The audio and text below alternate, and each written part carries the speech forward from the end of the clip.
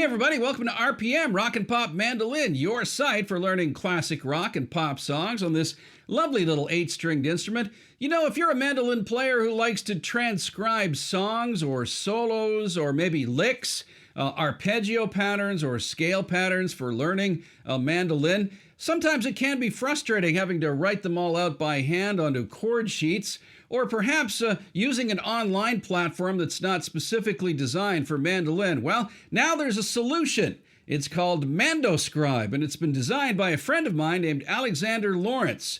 MandoScribe is specifically made for mandolin players to transcribe either notation or tabs or even chord diagrams, just so you can help yourself out as a player. Alex joins us next here on RPM to talk all about MandoScribe. Alex, thanks very much for joining us here on RPM. Welcome to RPM. Oh, thanks for having me, Mike. It's been a real pleasure because I've been a fan of rock and pop mandolin for a while now. And it's thanks for inviting me. No problem. Thanks very much for coming on. And MandoScribe looks really cool. I've been working my way through it over the last few weeks. And what prompted you to come up with that idea for MandoScribe? Yeah, well, actually, I've been, I'm a musician myself, as you know, Mike. I've been playing music for like over 20 years now, and there was times where I had to transcribe songs for other musicians, such as guitarists or violinists, and transposing from one instrument to another became a bit of a challenge when you are thinking about the physics of the instrument.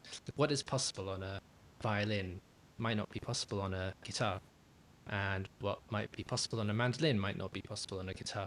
Thinking about that sort of thing, I really thought there isn't much software out there that's geared for mandolin players.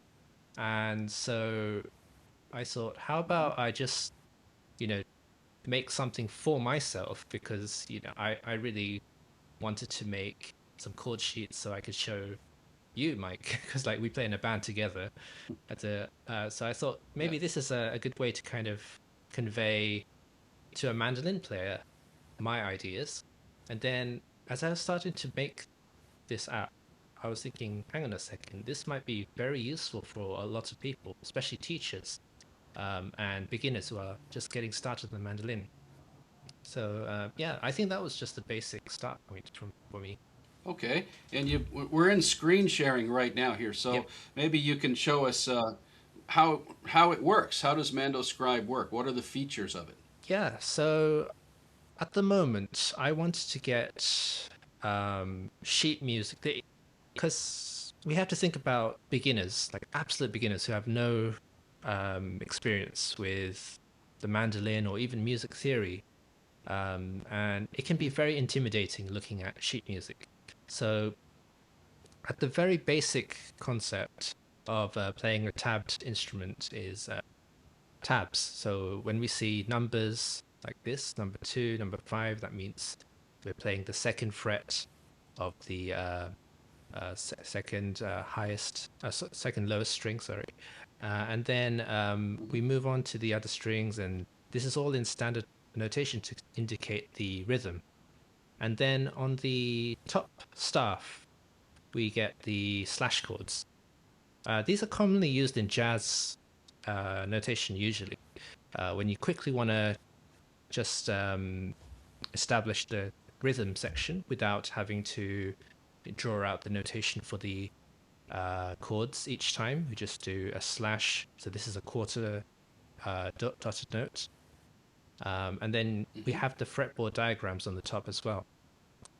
So at the moment, we can do either the rhythm section and the lead section, or either of them, depending on what we want to achieve with this software. So for now, the default is both, so we can have chords and leads. And it's fairly easy just to get started. So just hit new song.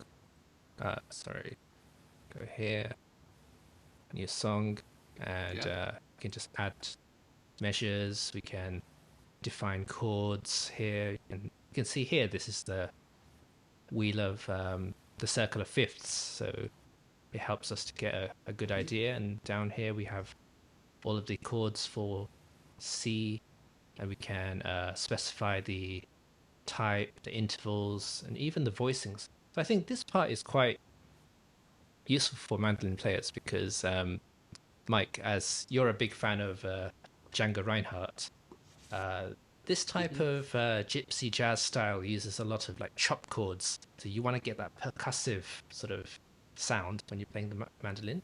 So those Yeah. chop chords Right. don't utilize much open strings. Cool. What I like about the tab in this program, which is kind of unique to most tabs, usually the tab will just have the number on one of the string positions, right? But you've actually got the note value as well, and the numbers in the middle.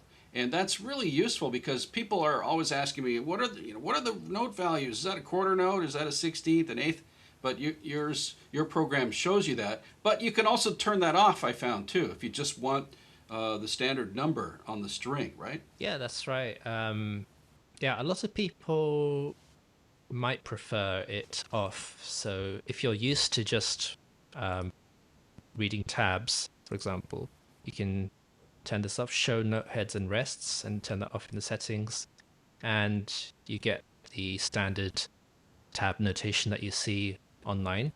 But if you prefer to see those note heads so you can get a feel of the rhythm as well, then you can have them on. So it's always an option what people prefer. I find, in my opinion, it's a good introduction to standard notation to people who are unfamiliar with it, because tabs are very approachable compared to standard notation on a treble stuff. Right. So it's kind of like a good introduction for people who are just getting used to that. The next question is, who would this program, this platform, MandoScribe, be targeted to? Would it be for beginners, as you mentioned, or maybe seasoned players who are songwriters who want to maybe tab out some of their songs that they're writing, their ideas, as you said, or is it people who want to maybe transcribe solos from other songs that they want to get down and keep a record of? Or teachers, as you mentioned, or is it all of those people? Yeah, I would All of the say, above. yeah, I would say all of the above. The whole idea of MandoScribe is to kind of reduce the friction of transcribing or creating sheet music for mandolin. Um, I'm like very much like other mandolin players who are creating sheet music, like much like yourself, Mike. I've used MuseScore, Guitar Pro, and Tab Edit, and all of those softwares are fantastic. It's really hard to beat what they offer. But one of the advantages of MandoScribe is that you don't have to set up those templates for mandolin. So a lot of like, especially in MuseScore, you have to kind of set up the mandolin in the score first. And for beginners, Yeah. that sort of setup friction can be quite steep to learn.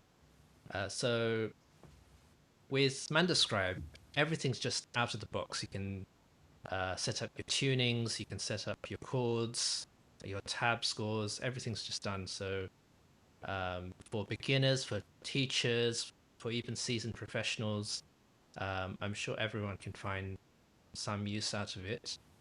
But I have to say, we are in beta at the moment, so we are kind of testing out various edge cases, and so if people find certain workflows work better for them, so for example, maybe they prefer to have standard notation rather than tabs, then we will implement that at some point probably in the summer or something. So we are constantly listening to feedback from people and fixing bugs all the time. So this is a kind of active development thing. So Okay, so yeah, it's a new platform that's constantly evolving then, and you're going to add new features to it as we go. yeah, absolutely. It just launched in January, so yeah, it's fairly new and Yeah. We want to be part of the community, the mandolin community. So we want to work with the mandolin community. We want to be part of it. As I've always pitched MandoScribe as made by musicians for musicians, and so yeah, if people are um, feeling that okay, this feature is not really working for me, and this I would rather prefer to have this feature, for sure we will listen to that feedback. Yeah, that's really cool. And now, one of the aspects that I find really intriguing, but maybe a little bit controversial to some people, would be the AI portion of it. That it actually has a part to it where it'll use AI to suggest a chord for you if you're writing a song and you're stuck. You know, if you're going from C, what's the next chord that might work, or what's a common chord that might work for a song that you're writing? Can you tell us a little bit about that? Yeah, yeah, the AI has been a very hot topic in recent years, and how we utilize or implement AI is quite important. So I always felt it's very important to do things ethically. And with generative AI, there's a lot of people who feel very strongly that we shouldn't utilize generative AI too much in creative fields such as music and arts. And I totally agree with that. I don't think we should be replacing the musician or the creator. We should be giving very light assistive suggestions based on what's already been created by the user. So it requires a initial starting base, like a think of it like a prompt. Um, so I'll give an example of what we actually do. Let's say we're going to go into the rhythm mode. So we have a C that's already been established here. And we're going to say this is a key of C major. Yeah. And if we establish the next chord, now based on what's done here, we can see that the colors next to the C, um, so it's not going to be the contrasting colors, it's going to be a complementary color. So it's going to be a G, and then the next probably an A minor because that's Major, underneath. That's a so we can see that the system here is based on the coloring, and also without that was without the AI, and then with the AI we turn that on. It's going to suggest the next line of chords based on what's already been done. So it's saying an intersection could be like this, and a verse could be like this. So it's merely like an assistive thing, and the next important point is that it's not based on generative AI. So the main complaint from a lot of people is that generative AI is a bit too overbearing because it's generating complete things without minimal input from the user. So we don't really want to be letting the AI write the song for us. So as you can see, we Yeah. provided the initial chords, and it says, okay, the next chord is probably going to be a G or something like this. And so yeah, we in this way, it's based on traditional machine learning that we all enjoyed in the 90s and 2000s. There were chord suggestion tools everywhere, and this is no different. This uses the same old school technology as that. We don't use any data centers. We don't use ChatGPT, Gemini. We don't use any of that. So, and we don't train our data on copyright content. So this is all done ethically on open source data. So Seems like a really useful tool. So, can you tell us what are your pricing plans then? Is there a free option for people to try it out first? yeah, absolutely. I've always said that MandoScribe will always be free. There'll always be a free version. So if we go to the pricing page at the bottom, we can see there's two pricing tiers at the moment. You can either do monthly or yearly. But the free version, you basically get the entire editor. You can save 3 songs, and you get the basic chord library. So major chords, minor chords, seventh chords. You get the tuner, you get the metronome. The things you don't get is the AI suggestion, PDF export, and the fretboard editor.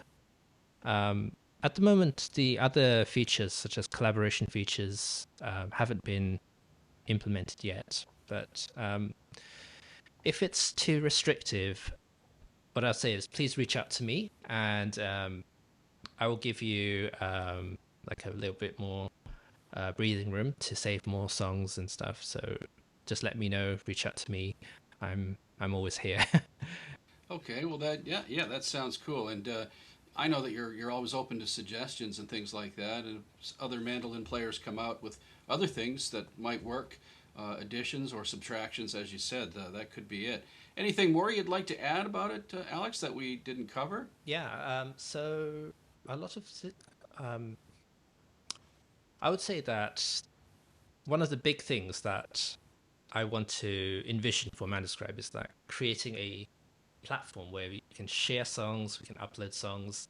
So I've been creating this song library, which I just want to quickly share. If we go to... We saw green sleeves there. That's like one of the first songs everybody learns on guitar or Yeah. mandolin, right? That's that's cool. Yeah. But it's a good example Yeah, of right. how it works. Yeah. Yeah, due to copyright reasons, I can only do public domain songs. So I've been creating, Of course. yeah, just uploading songs here. So anyone can upload songs provided it's in the public domain. And Mhm. yeah, so they just click here, and this is all public. So you don't even need an account to view this and play this. And it just plays it something like this. But yeah, that's kind of my plan for MandoScribe. Is I would like it to be this hub where you can share songs and we can create songs, and it can be this huge community where we can all learn and teach and learn the mandolin together. Thanks very much to Alexander Laurence for joining us here on RPM talking about MandoScribe. And if you're interested in it, you want to sign up, there's a link down below in the show notes. Thanks very much for tuning in to RPM once again.